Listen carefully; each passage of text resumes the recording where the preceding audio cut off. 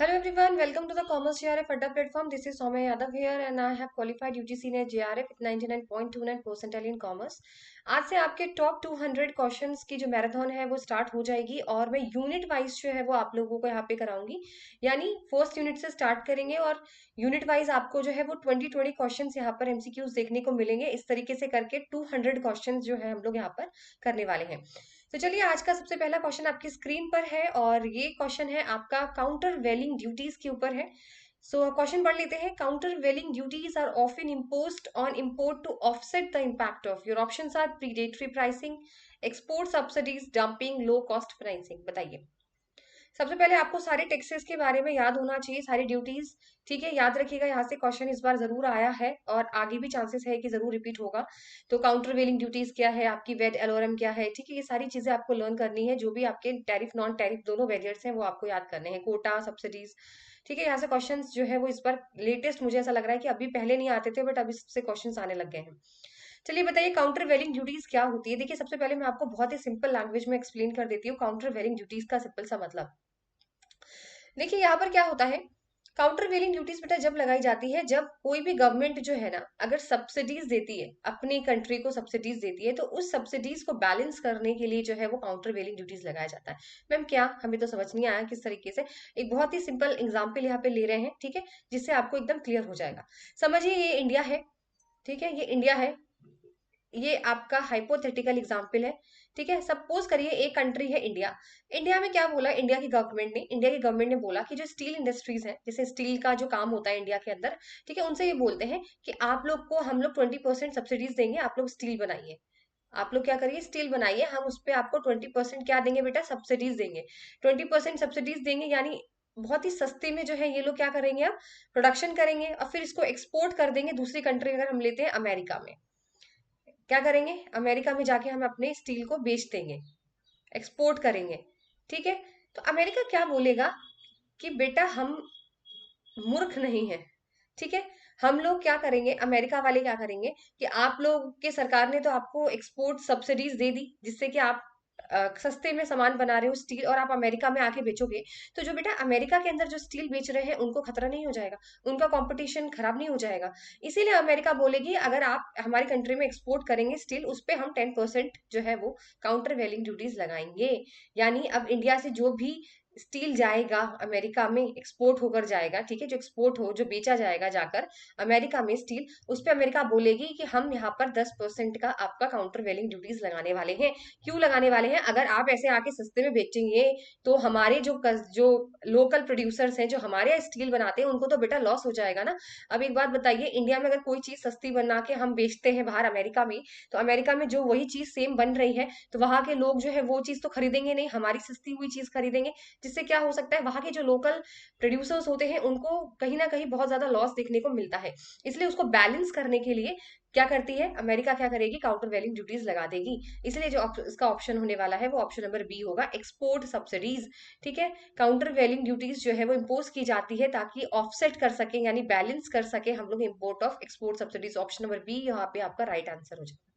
ठीक है, बहुत ही सिंपल भाषा में मैंने आपको समझा दिया है कि अगर हमारी सरकार कोई भी चीज बनाने के लिए हमें सब्सिडीज देती है कि आप सस्ते में बनाओ, हम आपको सब्सिडीज देंगे और आप जाके दूसरी कंट्री में बेचो, तो दूसरी कंट्री वाले बोलेंगे अगर आप ऐसा करेंगे तो हमारे जो लोकल कस्टमर्स हैं, सॉरी लोकल प्रोड्यूसर्स हैं, उनको यहाँ पे नुकसान हो सकता है, इसीलिए हम आपको यहाँ पे टैक्स लगाएंगे। एक तरीका का आप समझ लो। ठीक है, तो इसे बोलते हैं आपका ऑप्शन नंबर बी यहाँ पे राइट हो जाएगा, countervailing duties. I hope आप लोगों को ये जिंदगी भर याद रहना चाहिए, एग्जाम्पल से याद रखेंगे तो कभी नहीं भूलेंगे। अगर रटेंगे तो काउंटर वेलिंग ड्यूटीज आपसे कल ही पूछ लिया जाएगा और आप क्वेश्चन सॉल्व नहीं कर पाएंगे। इसलिए याद रखिएगा कि इसका मतलब क्या है, एग्जाम्पल याद रखिएगा। ठीक है, चलिए नेक्स्ट क्वेश्चन है, the theory which explains the effect of devaluation on the balance of trade is known as. ऐसी कौन सी थ्योरी है जो एक्सप्लेन करती है devaluation on balance of trade? Phillips curve, Mundell Tobin, J curve और K curve. बताइए which option is the right answer. चलिए, यहाँ पे जो आपका ऑप्शन होने वाला है वो है जे कर्व, और ज्यादा टाइम नहीं लेना है। ये जो क्वेश्चंस होते हैं ना, अगर आपको आंसर्स पता होंगे तो ही आप लगा सकते हो, क्योंकि इसके अंदर आपको A B C B C D वाला ऑप्शन नहीं है कि आप जो एलिमिनेट कर सकते हो। तो ये जो होते हैं ना स्ट्रेट क्वेश्चंस, यहाँ ये सबसे टफ क्वेश्चंस, मैं इसीलिए इनको प्रेफर करती हूँ, क्योंकि ये सबसे ज्यादा टफ क्वेश्चंस होते हैं। क्योंकि यहाँ पे अगर आपको आंसर पता होगा तो आप टिक लगा दोगे, नहीं तो इसके अंदर एलिमिनेशन करना या तुक्के लगाना, ये सारी चीजें ऐसे क्वेश्चंस में जो है वो बिल्कुल भी यहाँ पे आप नहीं ट्रिक काम करेगी। तो इसका जो आंसर होने वाला है वो जे कर्व थ्योरी होने वाला है। पहले हम जे कर्व थ्योरी को समझ लेते हैं कि जे कर्व थ्योरी है क्या। देखिए,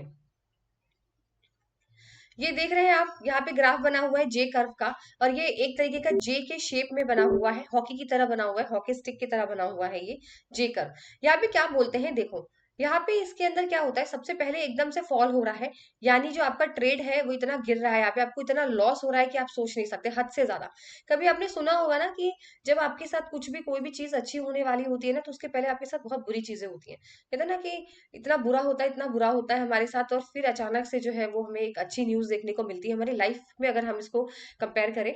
तो यही जे कर्व बताता है कि अगर आपकी ट्रेड में के अंदर जो है वो दिक्कत है, जैसे एक्सपोर्ट और इंपोर्ट के अंदर कोई दिक्कत है, इसके अंदर क्या होता है कि कभी कभी कंट्रीज या आरबीआई क्या करती है, अपनी करेंसी को जानबूझ के वो डिवैल्यूएट कर देती है दूसरे करेंसी के कंपैरिजन, अपनी करेंसी इतनी कम कर देती है वो, जिसकी वजह से क्या होता है बेटा, आपका जो एक्सपोर्ट है वो इतना सस्ता हो जाता है कि बाहर वाले जो आते हैं हमारे इंडिया से सामान सस्ते में खरीदते हैं, और इम्पोर्ट इतना महंगा हो जाता है कि हम लोग जो चीज चीज खरीदते हैं जाकर किसी दूसरी कंट्री से, वो बहुत महंगा हो जाता है डिवैल्यूएशन ऑफ करेंसी की वजह से, जिसकी वजह से स्टार्टिंग में इतना लॉस होता है, इतना लॉस होता है। अगर आपने ये सिचुएशन हैंडल कर ली तो फिर एकदम से स्पाइक होता है, आप देखो एकदम से ऊपर जाता है, फिर सिचुएशन बहुत ही ज्यादा बेहतर होना शुरू हो जाती है।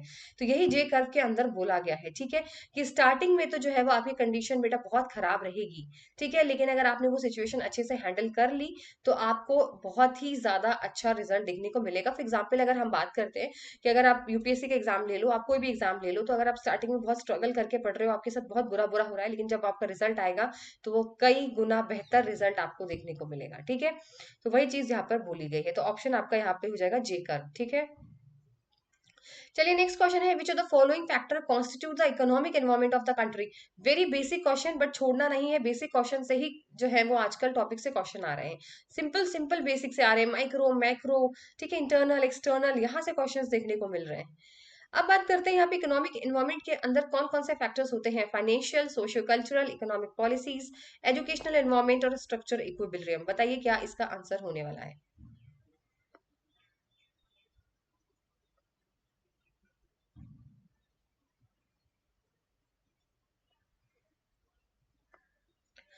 सबसे पहले इसका फाइनेंशियल सिस्टम होगा, बिल्कुल मैम होगा, जीडीपी है हमारी, इकोनॉमिक सिस्टम्स है हमारे, कैपिटलिस्ट सोशलिज्म मिक्स्ड, तो ये सारी चीजें इकोनॉमिक एनवायरमेंट में आती है, ऑप्शन नंबर ए बिल्कुल सही रहेगा। सोशल कल्चरल एनवायरमेंट इकोनॉमिक में आएगा नहीं मैम, सोशल कल्चर के लिए तो अलग से बना हुआ है ना। आपने पैसल तो पढ़ा होगा, PESTLE, पैसल, ठीक है, जिसके अंदर आपको ने पढ़ा होगा कि सोशल का तो अलग ही होता है, सोशल इन्वायरमेंट, ठीक है, तो उसके अंदर हम लोग इकोनॉमिक के अंदर कैसे मिक्स कर सकते हैं। इकोनॉमिक पॉलिसीज बिल्कुल इकोनॉमिक इन्वायरमेंट के अंदर आती है, आपकी मॉनेटरी पॉलिसी, आपकी फिजिकल पॉलिसी, ठीक है। एजुकेशनल इन्वायरमेंट बेटा इकोनॉमिक्स के अंदर नहीं आता है। साथ ही बात करते हैं स्ट्रक्चर इक्विलिब्रियम, ये आपका इकोनॉमिक एनवायरमेंट के अंदर आता है। तो ऑप्शन नंबर ए, सी और ई अगर कहीं दिया है तो सही हो जाएगा, सेकंड यहाँ पे ठीक हो जाएगा, ठीक है। अगर आप एलिमिनेट करते तो आप सोशल को एलिमिनेट कर देते, एजुकेशन को एलिमिनेट कर देते, अगर आपको नहीं भी पता होता तो आप टिक लगा देते। इस तरीके से एलिमिनेशन ट्रिक से क्वेश्चन जरूर सॉल्व करिएगा, अगर आपके पास ऐसे मेनी ऑप्शंस वाले क्वेश्चंस आते हैं तो, ठीक है।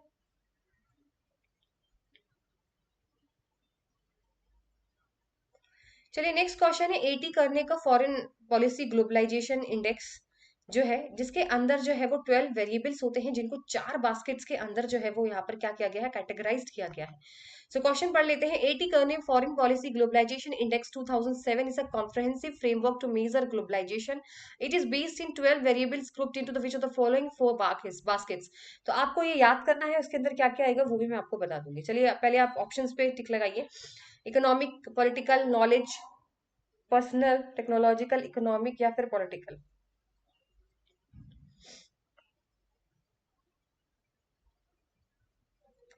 अगर इसके आंसर की बात करते हैं तो यहाँ पे आपका आंसर आ जाएगा, आप इसको लर्न कर लीजिए, निमोनिक्स बना लीजिए, आपकी जो मर्जी है वो बना लीजिए, या फिर आप ईपीटीपी बना लीजिए, या फिर आप कुछ भी बना सकते हैं, आप पीपीटीई बना लीजिए, इसका निमोनिक्स जरूर बना लीजिएगा, नहीं तो भूल सकते हैं इसको।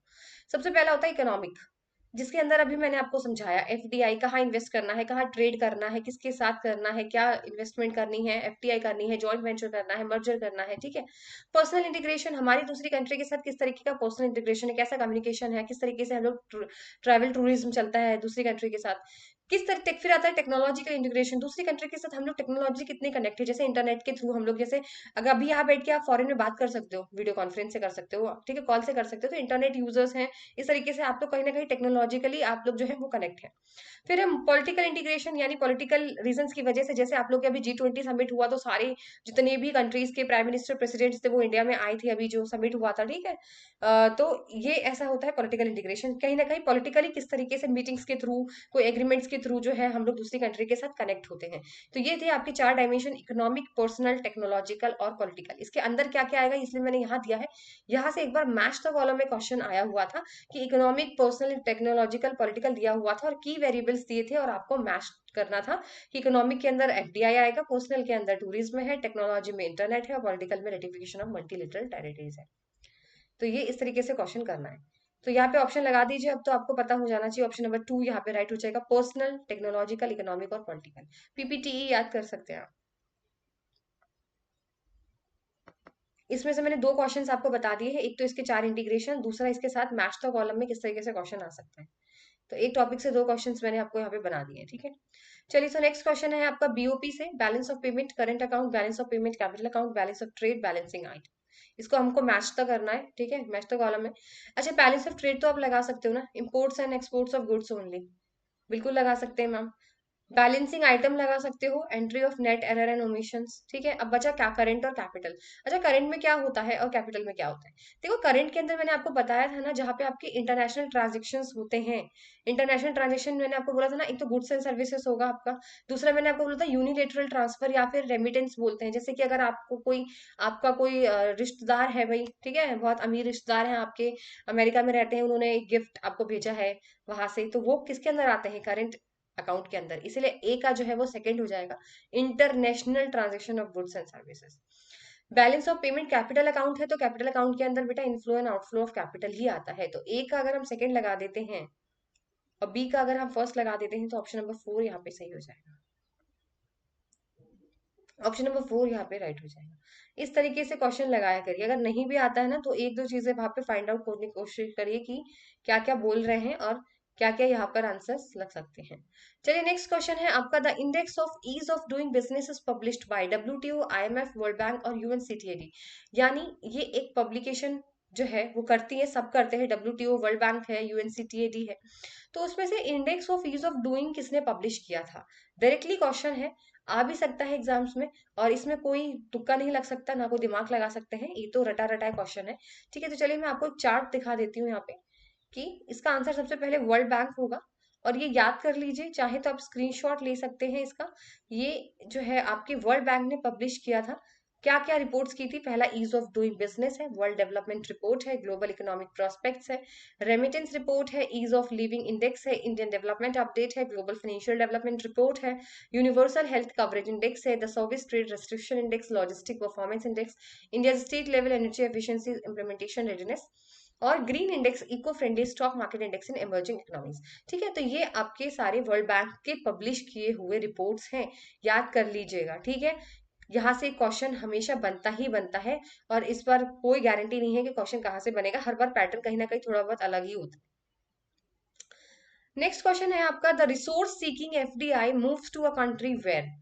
यानी अगर हम एफडीआई करना चाहते हैं, देखो 3 रीजंस मैंने आपको बताए थे एफडीआई, आप मेरा जाके सेशन लीजिएगा, वहां पर मैंने एफडीआई पूरा अच्छे से समझाया हुआ है, तो वहां पे मोटिव होता है, ठीक है।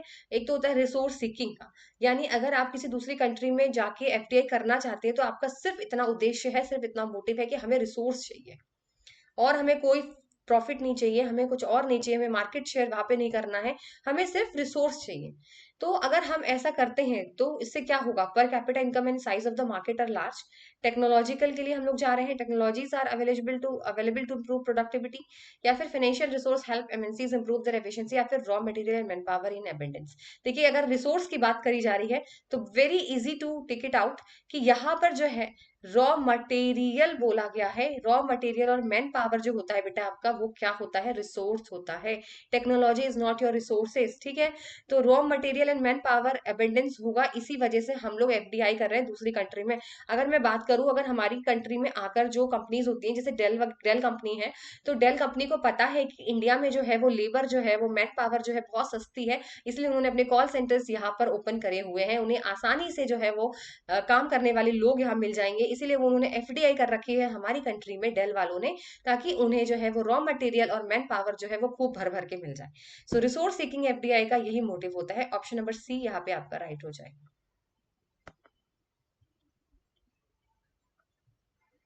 आज मैं थोड़ा सा फास्ट इसीलिए हूँ ताकि मुझे क्वेश्चंस काफी ज्यादा कराने हैं, इसी वजह से, नहीं तो मैं स्लोली करा सकती थी। बट कॉन्सेप्ट्स आपके जरूर यहाँ क्लियर कराऊंगी, इतनी मेरी यहाँ पे गारंटी है कि आप लोगों को सब कुछ समझ आ जाएगा। बट थोड़ा सा मैं यहाँ पे फास्ट हूँ आज, ठीक है। सबसे पहले बात करते हैं नेक्स्ट क्वेश्चन की, विच of the following institution is not a constitute of world bank group. World bank group पांचों आपको लर्न करके जाने हैं, उनके ईयर लर्न करके जाने हैं, उनका क्या क्या इंटेंशन ऑब्जेक्टिव्स होते हैं वो लर्न करके जाने हैं, मोस्ट इंपॉर्टेंट, ठीक है। तो उसमें पूछा गया है कौन सा इंस्टीट्यूशन है जो कि आपका यहाँ पर कॉन्स्टिट्यूट नहीं है वर्ल्ड बैंक ग्रुप का, ठीक है, नहीं है पूछा गया है। आईबीआरडी, आईडीए, आईएफसी या एडीबी, बताइए।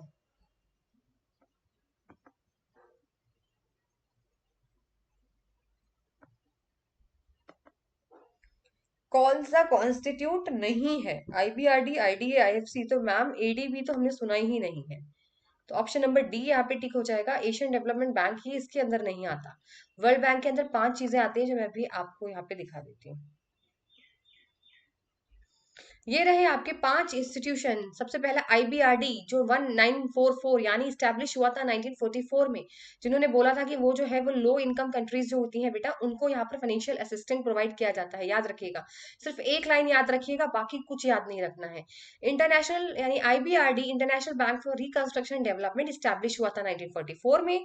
इसका काम सिर्फ ये था कि जो पुअर कंट्रीज है, जो लो डेवलपमेंट कंट्रीज हैं, उन लोगों को वो फाइनेंशियली एडवाइजरी, ये सारी जो है फैसिलिटीज वो प्रोवाइड करते हैं।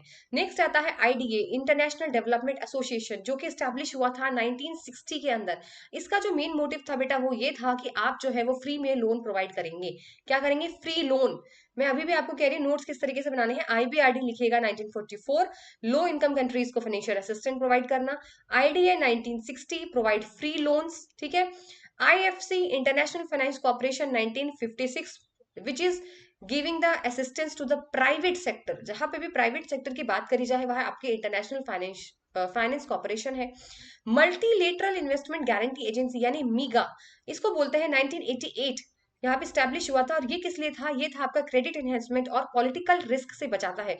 मैं पॉलिटिकल रिस्क से कैसे बचाता है, जैसे अभी दो कंट्री के बीच में, जैसे आप देख रहे हो ना, रशिया यूक्रेन, ये सब चल रहा है, जो वॉर चल रही है, तो इनके बीच जो लॉस होने वाला है उसको कौन कवर करेगा, वो मीगा ही करेगी। जो लॉस होगा, अब किसी कोई भी वॉर होता है ना, उसमें सब चीज सभी तरह का लॉस होता है, देखिए, ठीक है। तो उसको बचाने के लिए वो पॉलिटिकल रिस्क से जो भी लॉसेस होते हैं उसको कवर कौन करेगा, मल्टीलेटरल इन्वेस्टमेंट गारंटी एजेंसी, इसलिए याद रखिएगा। लास्ट है आपका international centre for the settlement of investment dispute, established हुआ था 1966 में। और इसका सिंपल सा मतलब, किसी भी तरीके का कोई भी झगड़ा होता है किसी कंट्रीज के बीच में तो ये सेटल करेंगे, ठीक है। साथ ही साथ इंडिया इसका मेंबर नहीं है, very important point to be noted, कि international centre for the settlement of investment disputes का इंडिया जो है वो मेंबर नहीं है बेटा, ठीक है। तो यहाँ पे दे रहा था 5 वर्ल्ड बैंक इंस्टीट्यूशन थे, आईबीआरडी, आईडीए, आईएफसी, मीगा और आपका आईसीएसआईटी, ठीक है। ये फुल शॉर्ट फॉर्म्स थे, वेरी इंपॉर्टेंट, प्लीज इसको लर्न कर लीजिएगा, जिसने भी नहीं करा इसको छोड़ के नहीं जाना। मैं क्वेश्चंस काफी अच्छे अच्छे आप लोगों के लिए लेकर आई हूँ, आई होप आप लोगों को यहाँ से काफी जो है वो एग्जाम्स में देखने को मिलेगा क्वेश्चंस। चलिए नेक्स्ट क्वेश्चन आपका है मॉनेटरी पॉलिसी स्टेटमेंट क्वेश्चन है। वैसे इस बार से स्टेटमेंट क्वेश्चन 2-3 बार हो गए हैं, स्टेटमेंट क्वेश्चन आ नहीं रहे हैं, पर इसका ये मतलब नहीं है कि एंटी का दिमाग कभी भी जो है वो चेंज हो सकता है और वो आपको स्टेटमेंट क्वेश्चन दे सकता है। सबसे पहला स्टेटमेंट है monetary policy causes a deliberate change in government revenue and expenditure with a view to influencing the price level and the quantum of national output. अब देखिए आप लोग क्या करेंगे, एग्जाम्स में सारा पढ़ने लग जाएंगे, ठीक है। मैं अभी आपको ट्रिक बताती हूँ स्टेटमेंट के क्वेश्चन किस तरीके से सॉल्व करना होता है। स्टेटमेंट नंबर सेकंड है fiscal policy regulates the money supply and the cost and availability of a credit. यानी अब मैं बताऊं अगर क्वेश्चन सॉल्व करेंगे तो इसको किस तरीके से करा जाएगा। सबसे पहले अगर मैं बात करूं यहाँ पे मॉनेटरी पॉलिसी के बारे में, तो मॉनेटरी पॉलिसी है, चलिए ठीक है, मॉनेटरी पॉलिसी के बारे में स्टेटमेंट बोला गया है, पहले आपको ये पता लगाना चाहिए। इसमें बोला है गवर्नमेंट रेवेन्यू एंड एक्सपेंडिचर, सरकार के पास कितना सरकार खर्चा कर रहा है हमारे ऊपर और सरकार हमसे कितना रेवेन्यू के फॉर्म में ले रहा है, टैक्स के फॉर्म में हमसे ले रहा है, ठीक है। तो ये गवर्नमेंट रेवेन्यू और गवर्नमेंट का खर्चा ये क्या मॉनेटरी पॉलिसी रेगुलेट करती है। सोच के देखिए, क्या मॉनेटरी पॉलिसी का कोई रोल है कि सरकार कितना खर्चा कर रही है इंफ्रास्ट्रक्चर्स पे और सरकार कितना रेवेन्यू हमसे ले रही है in the form of tax. नहीं मैम, मॉनेटरी पॉलिसी का तो ये काम नहीं है, क्योंकि मॉनेटरी पॉलिसी में तो हमने repo rate, money supply, credit वगैरह ये सब चीजें देखी है हमने। तो ये मॉनेटरी पॉलिसी तो हो ही नहीं सकता। देखिए पूरा भी नहीं पढ़ा मैंने सिर्फ पढ़ा है गवर्नमेंट रेवेन्यू और एक्सपेंडिचर के अंदर चेंज आना।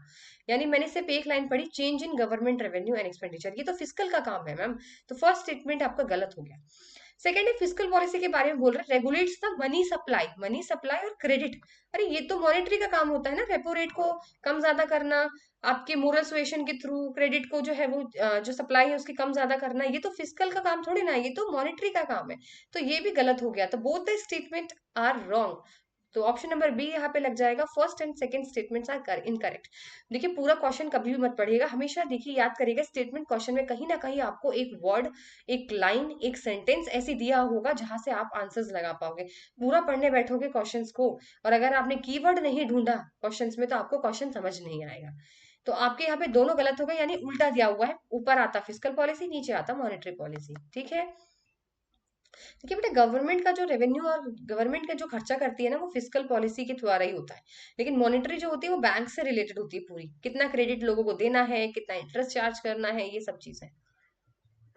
नेक्स्ट क्वेश्चन है as per article 6 of the agreement on agriculture which the following are the most trade distorting box and subject to reduction commitment. इसके अंदर मैं तीनों बॉक्स आपको डिस्क्राइब कर दूंगी एक एक लाइन में। बताइए एज पर द आर्टिकल 6 ऐसा कौन सा बॉक्स है जिससे कि ज्यादा से ज्यादा अगर हम कहीं इंटरनेशनल ट्रेड करते हैं तो उसमें कहीं ना कहीं डिस्टॉर्शन आता है, यानी बाधा आती है। तो वो कौन सा बॉक्स है, तो मैम वो है आपका एम्बर बॉक्स। एम्बर बॉक्स एक ऐसा बॉक्स होता है कि अगर इस बॉक्स के थ्रू अगर काम हो रहा है तो यानी कहीं ना कहीं इंटरनेशनल ट्रेड के अंदर कहीं ना कहीं दिक्कत आनी हो जाएगी। किस तरीके से आएगी ये तीनों बॉक्स के थ्रू अभी एक्सप्लेन कर देते हैं। सबसे पहले आता है ग्रीन बॉक्स, देखिए हरा सिग्नल दे दिया तो यानी कोई प्रॉब्लम ही नहीं है, ठीक है ना। Green signal, green colour is very good है ना, ग्रीन सिग्नल होता है तो कोई दिक्कत नहीं है। देखिए ग्रीन बॉक्स वो बॉक्स होते हैं बेटा, इसके अंदर गवर्नमेंट इस तरीके की सब्सिडीज देती है जहां से ना इंटरनेशनल ट्रेड पे कोई फर्क नहीं आता। कैसे मैम, एक बात बताइए, अभी नेशनल डिजास्टर हो जाए अगर, अभी बहुत सारे किसान ऐसे होते हैं जिनके खेत इतने खराब हो जाते हैं और जो है मैंने इतनी सिचुएशन जो है अपनी लाइफ में कभी नहीं देखी, इतनी खराब जो है फार्मर्स की, इतने बड़े हो गए देखते देखते, पर ऐसी कंडीशन कभी नहीं देखी कि एक किसान को जो है वो सुसाइड करना पड़ रहा है। और कितने लोगों ने सुसाइड किया है, इससे ज्यादा बुरा मैंने कभी नहीं देख सोचा था कि इतना होगा किसी के साथ, ठीक है। और तो वो बहुत ही खराब चीज थी क्योंकि फसलें खराब हो गई थी। और मुझे लगता है गवर्नमेंट को ये लेना चाहिए कि उनको कंपनसेशन वगैरह सब होना चाहिए वहां पे, बढ़िया। लेकिन ठीक है, ग्रीन बॉक्स वही होता है कि अगर कोई नेशनल डिजास्टर आता है, किसी किसान की खेतियां खराब हो जाती है तो सरकार उनको सब्सिडीज प्रोवाइड करती है। तो अब एक बात बताइए, उस सब्सिडीज से क्या इंटरनेशनल ट्रेड में कोई फर्क आता है? क्या इंटरनेशनल अगर हमारी सरकार ने हमारे किसानों को सब्सिडीज देती है, चाहे वो रिसर्च के लिए दिए हो, चाहे वो उनके कोई प्रॉब्लम की वजह से दिए हो, तो क्या उससे इंटरनेशनल ट्रेड पे कोई फर्क आएगा? बिल्कुल भी नहीं आएगा मैम। फिर आता है आपका एम्बर बॉक्स। देखिए एम्बर बॉक्स में क्या करते हैं, ऐसी सब्सिडीज दी जाती है जिसे बोलते हैं डंपिंग।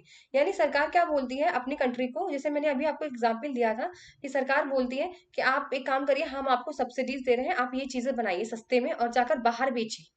क्या बेचिए? जाके आप बाहर बेचिए सस्ते में। तो जब आप बाहर दूसरे देश में जाकर बेचोगे तो बेटा उनके जो अगर वो काउंटर वेलिंग ड्यूटीज नहीं लगाएंगे, ठीक है, काउंटर वेलिंग ड्यूटीज वाला कॉन्सेप्ट हटा दीजिए, अगर वो नहीं लगाएंगी तो उनके जो लोकल प्रोड्यूसर्स थे बेटा उनको कितना नुकसान हो जाएगा। ये तो इंटरनेशनल अगर मैं बात करूं तो अनफेयर ट्रेड प्रैक्टिसेस के अंदर आता है, इलीगल ट्रेड प्रैक्टिसेस है जिसे बोलते हैं डंपिंग।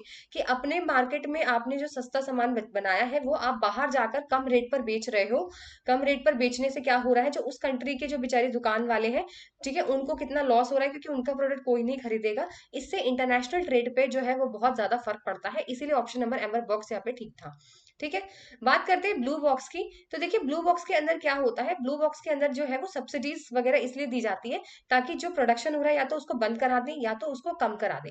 जैसे अगर एग्जाम्पल में बात करूं, अगर हमारी कंट्री में कॉटन का प्रोडक्शन हो रहा है तो सरकार बोलेगी आप कॉटन मत बनाइए, हम आपको उसके बदले में क्या है कुछ सब्सिडीज कुछ पैसे दे देंगे, आप इसका प्रोडक्शन मत करिए। तो वो चीज जो है वो मिनिमाइजेशन के लिए करते हैं। ठीक है, तो इससे ज्यादा इतना इफेक्ट इंटरनेशनल ट्रेड पे नहीं पड़ता जितना एम्बर बॉक्स में पड़ता है, क्योंकि इसके अंदर डंपिंग करी जाती है। तो ऑप्शन यहाँ पर एम्बर बॉक्स था। ठीक है, आई होप आपको तीनों चीजें समझ आ गई हो। फिर है which of the following is not the guiding principle of the world bank. World bank का ऐसा कौन सा है जो गाइडिंग प्रिंसिपल्स नहीं है? सबसे पहला ऑप्शन है आपका proper assessment of the repayment prospects of loan. Lending should be only for special projects which are economically and technically sound of a high priority. The lending should be enabled to a country to meet foreign exchange content of the project cost, and the bank does accept the foreign country to spend a loan in a particular country. बताइए। देखिए सबसे पहले अगर मैं बात करूं यहाँ पर, अगर प्रॉपर असेसमेंट ऑफ रिपेमेंट, देखिए अगर आपने किसी को लोन दिया है वर्ल्ड बैंक ने, तो वो ये उसी को ही सोच समझ के देगा कि वो बेटा आगे हमारा लोन दे पाएगा कि नहीं दे पाएगा। ये सिंपल सी बात है, अगर आप किसी को पैसा उधार पे देते हो, सिंपल बता रही हूँ मैं आपको, तो आपको भी पता होगा कि यार ये आदमी जो है ना, ये दोस्त है ना मेरा, अगर मैं इसको पैसे दे रहा हूँ ना, ये टाइम पे मेरा पैसा दे देगा। लेकिन अगर दूसरा दोस्त ऐसा होता है, पता है इसको देने का कोई फायदा नहीं है, ये तो नहीं देने वाला।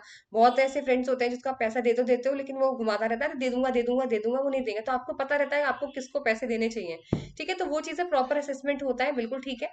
लैंडिंग जो है वो बेटा स्पेशल प्रोजेक्ट्स के लिए देनी चाहिए जो कि ज्यादा प्रायोरिटी के हैं। हर छोटी छोटी चीज के लिए वर्ल्ड बैंक आपको लोन नहीं देगा। ठीक है, जब आपका कुछ लगेगा कि हाँ भाई हाई प्रायोरिटी है, कुछ स्पेशल प्रोजेक्ट के लिए आपको पैसा उधार चाहिए, तो ही वर्ल्ड बैंक आपको देगा। The lending should be enable to country to meet the foreign exchange content of the project cost. तो ये वाला भी बिल्कुल सही है, क्योंकि जो अगर लैंडिंग है, देखिए फॉरेन एक्सचेंज कंटेंट का क्या मतलब होता है, ऐसे बहुत सारी कंट्रीज होती हैं जिनके अंदर जो है वो आपकी फॉरेन एक्सचेंज की शॉर्टेज होती है। जैसे अगर हम बात करें, हमारे पास अगर जैसे कि यूएस डॉलर ज्यादा नहीं है, वैसे तो है कि हमारे पास यूएस डॉलर जैसे हैं बेटा बहुत कम है। वैसे तो हमारे पास सब कुछ है, बट हम एक हाइपोथेटिकल एग्जांपल लेके चलते हैं। जैसे इंडिया के पास अगर यूएस डॉलर नहीं है, बट उसको एक्सपोर्ट इंपोर्ट करना है या कोई प्रोजेक्ट करना है, कोई डील करनी है अमेरिका के साथ, तो पेमेंट तो उन्हें किस में करनी पड़ेगी बेटा? पेमेंट तो आपको यूएस डॉलर में ही करनी पड़ेगी, डॉलर में ही करनी पड़ेगी, लेकिन डॉलर की शॉर्टेज है। तो आप वर्ल्ड बैंक के पास जाएंगे, वर्ल्ड बैंक आपको उधार दे देगा ताकि आप वो फॉरेन एक्सचेंज जो है वो कर सकें। ठीक है, the bank the bank does expect the borrowing country to spend the loan in a particular country. तो जो बैंक है, क्या वो एक्सपेक्ट करती है बोरोइंग कंट्री को कि वो जितना भी लोन है वो एक पर्टिकुलर कंट्री में ही कर दे? ये रॉन्ग हो जाएगा, यही इसका जो है वो लास्ट ऑप्शन हो जाएगा रॉन्ग, जो नॉट पूछा था। देखिए बैंक क्या करती है, अगर आप क्या करते हो, एक्सपेक्ट करते हो बोरिंग कंट्री को कि आप एक पर्टिकुलर कंट्री में ही करो, नहीं। बैंक बोलती है अगर आपने पैसा लिया है, अगर आपने जो है वो उधारी ली है, लोन लिया है, तो आप उसको मल्टीपल जगह लगाओगे जहां जरूरत होगी वहां पर।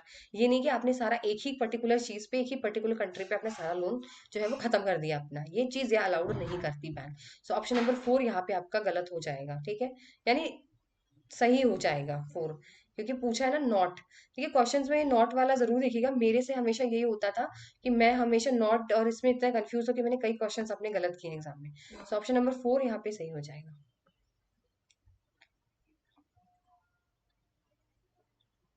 नेक्स्ट क्वेश्चन है which of the following are part of corporate social responsibility to a consumer. Consumer CSR. ठीक है, कौन कौन से इसके अंदर पार्ट होते हैं सीएसआर के, वो बताने हैं आपको। Reasonable chances and proper system of promotion, supply goods. अच्छा एक बात बताइए, प्रमोशन से हमें क्या लेना देना होता है? Supply goods and reasonable prices, बिल्कुल सेकंड ऑप्शन यहाँ पे सही हो जाएगा। क्यों हो जाएगा मैम? क्योंकि देखिए यहाँ पे सिर्फ कस्टमर के भले के बारे में ही सोचा जाता है। क्या सोचा जाता है? कस्टमर के भले के बारे में ही सोचा जाता है।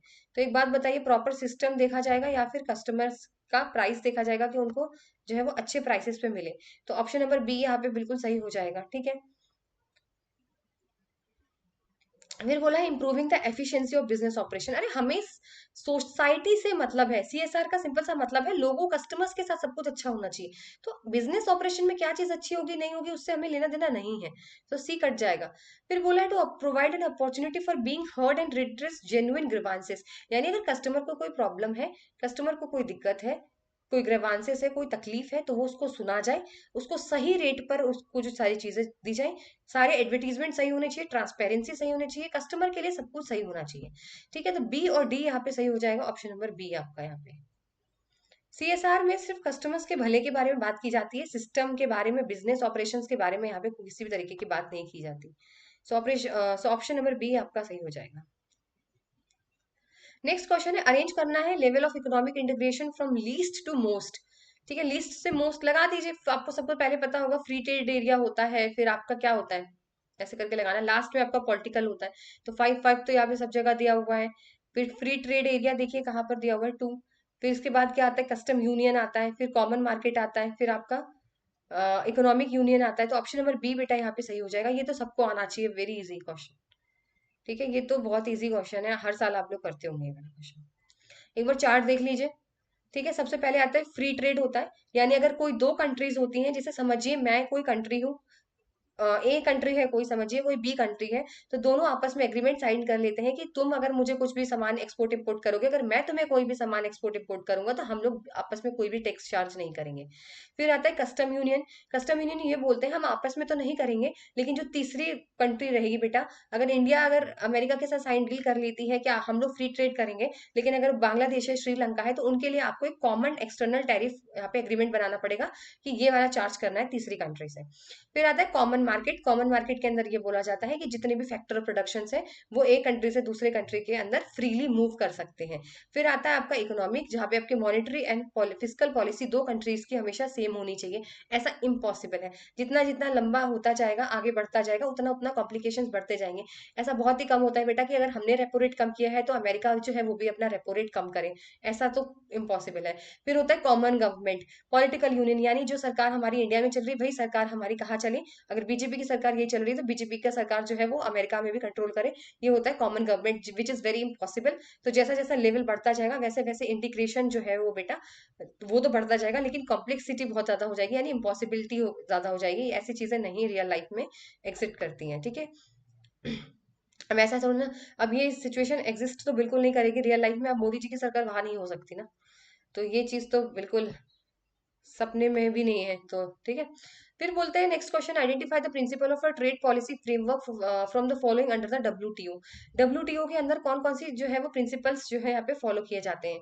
आपके ऑप्शन है reciprocity and transparent, benefactor and resilient, non discriminatory, binding and enforceable commitments, या प्रोटेक्टिव एंड बेनोवलेंट। कि प्यार प्रीत की बात की कोई मतलब ही नहीं है, बेनोवलेंट और प्रोटेक्टिंग किसको प्रोटेक्ट करना है आपको यहाँ पे। ठीक है, डब्ल्यूटीओ कहता है ट्रेड जो होगा वो ट्रांसपेरेंट होना चाहिए, ऑप्शन नंबर 1 सही हो जाएगा।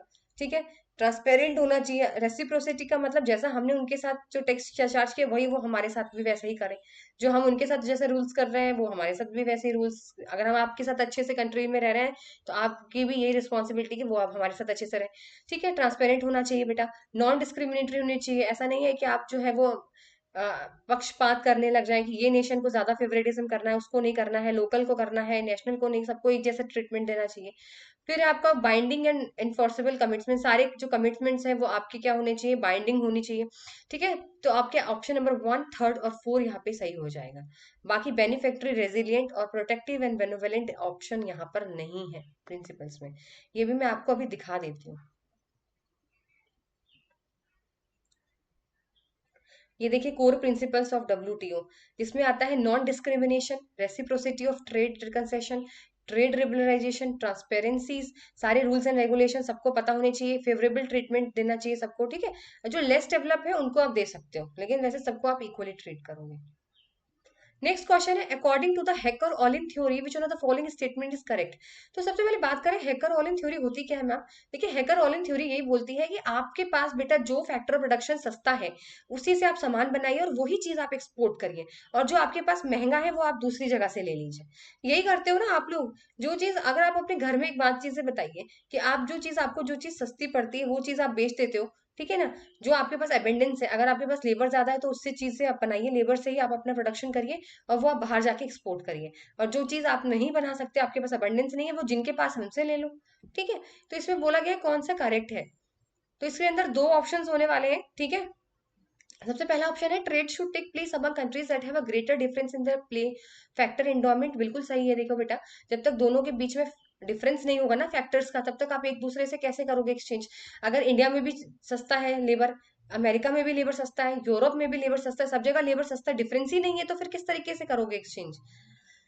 जैसे आप लोगों ने देखा होगा ना, बहन भाई क्या करते हैं कि अगर भाई ने बहन अगर जैसे दो भाई बहन होते हैं, तो अगर एक के पास बिस्किट होता है, एक के पास कुरकुरे होते हैं, तो एक्सचेंज नहीं करते हैं। अरे तुम्हारे पास ना बिस्किट ज्यादा है तो तुम मुझे दो बिस्किट दे दो, मैं तुम्हें कुरकुरे दे दूंगा। तो वही वाली चीज है ना, जब तक डिफरेंस नहीं होगा तब तक आप एक्सचेंज कैसे करोगे? तो ये बिल्कुल करेक्ट है। दूसरा बोला गया है, a country with a relatively cheap cost of labour would export. बिल्कुल। देखिए, अगर आपके पास सस्ता लेबर है बेटा, सस्ता लेबर है, तो आप उसी से चीजें बनाइए और उसी को एक्सपोर्ट करिए, लेबर इंटेंसिव प्रोडक्ट्स को ही बेचिए। ठीक है। तो ये तो थ्योरी बोलती है। तो ऑप्शन नंबर ए और बी बेटा दोनों सही हो जाएंगे यहाँ पे। ठीक है। फिर बोला है, country benefit from international trade even if it's less efficient then other nation. अगर आप दूसरे नेशन से कम एफिशिएंसी में हो तो कैसे बेनिफिट मिलेगा आपको? जब भी मिलेगा जब आपके पास फैक्टर प्रोडक्शन ज्यादा होगा। तो ये गलत हो गया।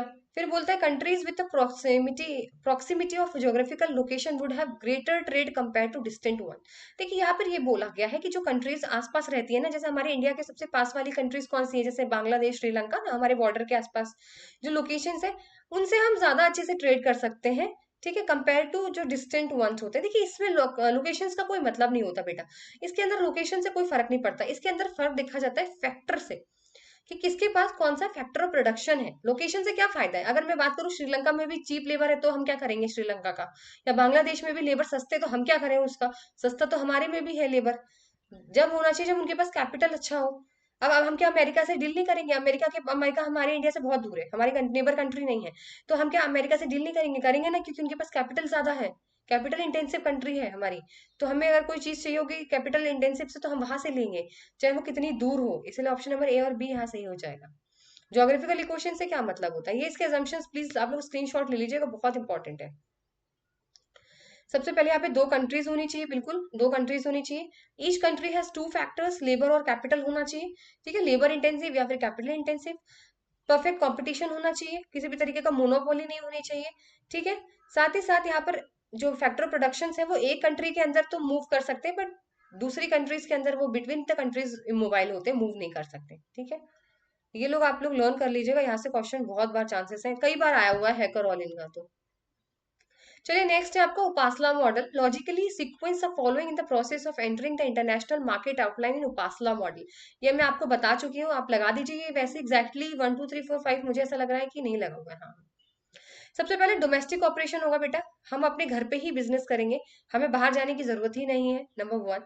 उसके बाद हम कभी कभी जब हमारे पास ज्यादा सामान बच जाएगा तो हम बाहर दूसरी कंट्री में बेच देंगे, जिसे बोलते हैं स्पॉडिक एक्सपोर्ट। यानी अगर मेरे पास मैंने 100 टेडी बियर बनाने थे और क्या हुआ, उसमें से मेरे 80 ही मैं बेच पाई, 20 मेरे बच गए, तो मैं क्या करूंगी, अपनी नेबरिंग कंट्री श्रीलंका में जाके बेच दूंगी। ठीक है। फिर बोलते हैं आपकी सब्सिडरी, सॉरी। ठीक है, सब्सिडी, हाँ। फिर हम एक्सपोर्ट करेंगे।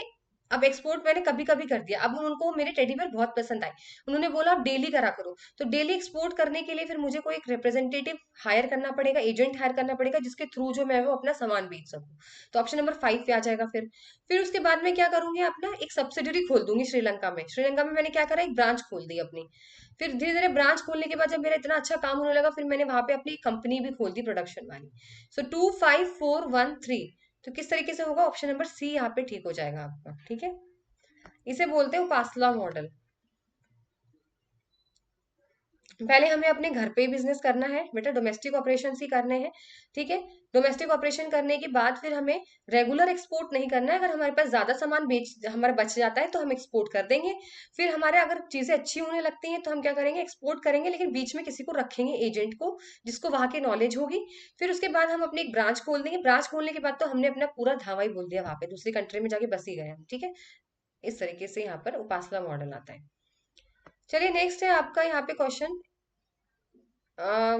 ठीक है। Published by the UNDP, the HDI is a summary measure of human development. It measures the average achievements of a country in the basic dimension of human development and include the following. ये तो देखिए, आपने पढ़ा होगा तो आपको आ जाएगा। तो यहाँ पे तीन चीजें थी जहां पर यहाँ पर बोला गया था कि अगर आपको किसी भी कंट्री का बेटा अचीवमेंट देखनी है तो आपको तीन चीजें देखनी पड़ेगी। क्या देखनी पड़ेगी? आपको तीन चीजें देखनी पड़ेगी। अगर आपको किसी भी कंट्री को देखना है कि वो कितना अचीव कर रहा है, कितना नहीं है, तो उसके लिए आपको उसका हेल्थ फैक्टर देखना पड़ेगा, एजुकेशन कितना है, और स्टैंडर्ड ऑफ लिविंग कितना है। ऑप्शन नंबर थर्ड यहाँ पे आपका राइट आंसर हो जाएगा। ये रहा, देखिए, ह्यूमन डेवलप इंडेक्स के अकॉर्डिंग आपको तीन डायमेंशंस देखने होते हैं। जिसके अंदर 4 इंडिकेटर्स होते हैं। हेल्थ अगर आप देखते हो तो आपको लाइफ एक्सपेक्टेंसी रेट देखना पड़ेगा। एजुकेशन देखते हो तो आपको expected years of schooling, mean years of school देखना पड़ेगा। लिविंग स्टैंडर्ड देखना है तो आपको gross national income per capita के हिसाब से आपको लिविंग स्टैंडर्ड देखना पड़ेगा। ये 3 डायमेंशन एचटीआई मेजर करता है किसी भी कंट्री की अचीवमेंट देखने के लिए। Next question है, what is the name of the international organization that fosters the money and financial cooperation serve as bank for central bank? देखिए ऑप्शंस यहाँ पे ऑलरेडी दिया हुआ है और जो टिक लगा हुआ है वही यहाँ पे सही ऑप्शन है। बैंक फॉर इंटरनेशनल सेटलमेंट ऐसा इंटरनेशनल ऑर्गेनाइजेशन है, देखिए which fosters the money and the financial cooperation, और जो सर्व करता है बैंक को फॉर अ सेंट्रल बैंक। ठीक है, तो बैंक फॉर इंटरनेशनल सेटलमेंट यहाँ राइट आंसर हो जाएगा। नेक्स्ट है, ब्लॉक और restriction on a trade with another country is called. Your options are tariff, embargo, quota और आपका नन। एक बात बताइए, टेरिफ तो हो नहीं सकता क्योंकि ब्लॉक तो नहीं करते हम टेरिफ में, ब्लॉक तो नहीं करते, कोटा में भी नहीं करते, उसमें तो कुछ क्वांटिटी के हिसाब से कम कर ज्यादा होता है ना। एम्बार्गो इसका राइट आंसर हो जाएगा। मैम एम्बार्गो का मतलब क्या होता है? देखिए एम्बार्गो का टोटल सिंपल सा मतलब है कंप्लीट बैन कर देना, यानी दूसरी कंट्री के साथ ना हमारा कोई लेना ना कोई देना। यानी अगर मैं बात करूं, अगर आप, वो क्यों होता है मैम? देखिए बेटा ये इस वजह से होता है जब आपका रिश्ता दूसरी कंट्री के साथ बहुत खराब है। अगर हमारा चाइना के साथ रिलेशनशिप अच्छा नहीं है तो हम कंप्लीट बैन कर देंगे कि ना आप हमारे इंपोर्ट एक्सपोर्ट करेंगे ना हम आपसे एक्सपोर्ट इंपोर्ट करेंगे, हम आपको जानते ही नहीं है। यानी प्रॉपर ब्लॉक यहाँ पे हो जाता है, प्रॉपर बैन हो जाता है, यहाँ पे किसी भी तरीके का ट्रेड नहीं होगा, जिसे बोलते हैं एम्बार्गो। या किसी कंट्री के बीच में बेटा रिलेशन अच्छा नहीं है या वॉर हो गई है तो फिर ऐसे सिचुएशन में यही एम्बार्गो ही लगाया जाता है। नेक्स्ट क्वेश्चन है, which of the following types of FDI includes creation of a new assets and production facilities in the host country? यानी इस तरीके का आपको करना है यहाँ पे, ऐसे कौन सा एफडीआई है जहां पर आपको होस्ट कंट्री के अंदर नया एसेट्स, नया सब कुछ नए से शुरू करना होता है? तो याद रखिएगा ग्रीन फील्ड इन्वेस्टमेंट है जहां से आपको नए तरीके से शुरुआत करनी होती है। यानी आपको कुछ नहीं दिया जाएगा, आपको खुद से कंस्ट्रक्शन करना है, खुद से सारी चीजें फैसिलिटीज वहां पे करनी होती है। लेकिन वही अगर ब्राउन फील्ड की बात करें, आपको सारा जमा जमाया काम मिलता है और आप जाके एफडीआई कर देते हो। ठीक है, सो ऑप्शन नंबर 4 है ग्रीन फील्ड इन्वेस्टमेंट।